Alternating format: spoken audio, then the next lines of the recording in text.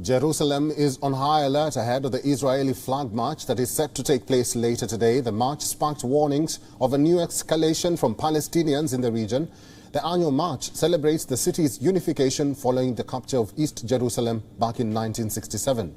Ahead of the march, violence is now being reported at the Al-Aqsa Mosque compound. Israeli Prime Minister Naftali Bennett convened a special cabinet meeting. It was held to mark Jerusalem Day. Prime Minister Naftali Bennett said Sunday the march will be held along the regular route and urged participants to be respectful. היום אנחנו נציין את יום ירושלים ובמהלך היום יתקיימו שלל אירועים בכללם מצעד הדגלים המסורתי שיערך במסלול הקבוע. הנפת דגל ישראל בבירת ישראל היא דבר מובן מאליו ולכן היינו בהירים וברורים בנושא מהרגע הראשון. אני מבקש מהמשתתפים לחגוג בצורה אחראית ומכובדת. Israeli police force have released videos of crowds rioting and pelting stones. According to reports, a small group of rioters have barricaded themselves inside the mosque.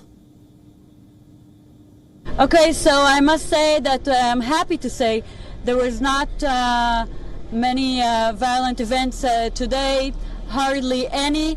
There was a small one on Temple Mount today while visitors came in. While prayers took place, and police officers were there in order to minimize the friction.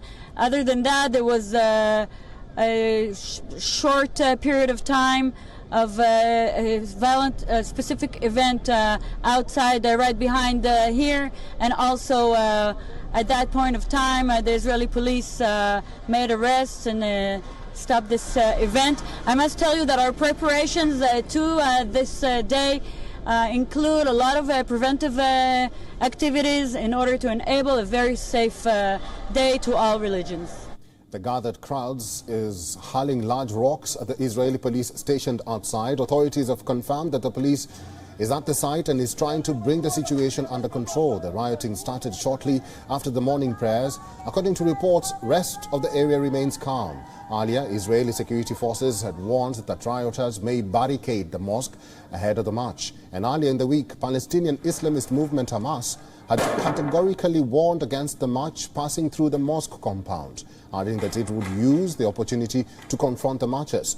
Ghazi Hamad, a member of the Islamist group's political bureau, said that they will not hesitate to use all means to stop the incursion of their holy places and called on Palestinians to gather at the mosque to disrupt the march.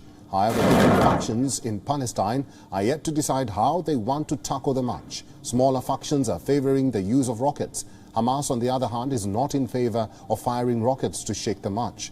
The marchers are expected to enter the old city via Damascus Gate before making their way to the Western Wall. The gate is heavily used by Palestinians. However, Israeli authorities have not approved requests to enter the Al-Aqsa compound. Historically, the path of the march was never included in the Al-Aqsa Mosque.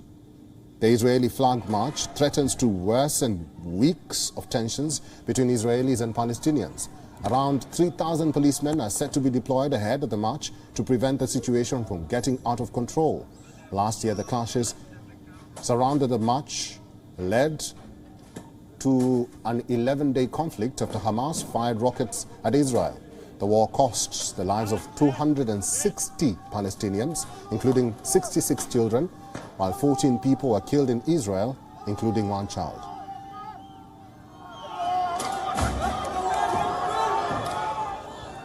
And for more on this, our correspondent Jody Cohen is joining us live from Jerusalem. Jody has been following the events of the day. Jody, good to see you again. Has anything changed so far? Is the march day ongoing as planned? And we heard from the Israeli Prime Minister urging restraint and respect.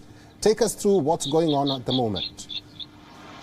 Hi, Eric. Yes, well, I've been here all day and the day started with groups getting ready for the singing, the dancing, lots of sound checks, lots of stages along the route of the parade. I'm now at the entrance to Damascus Gate, and you can hear the first of the singers and dancers are walking behind me. I don't know if you can see the flags behind me now.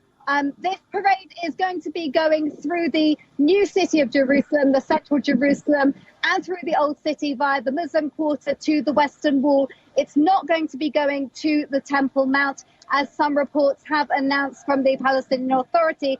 But the Israeli police and the Israeli government have confirmed that the route is not going to be changed. It's been the same route since 1968, with the exception of last year.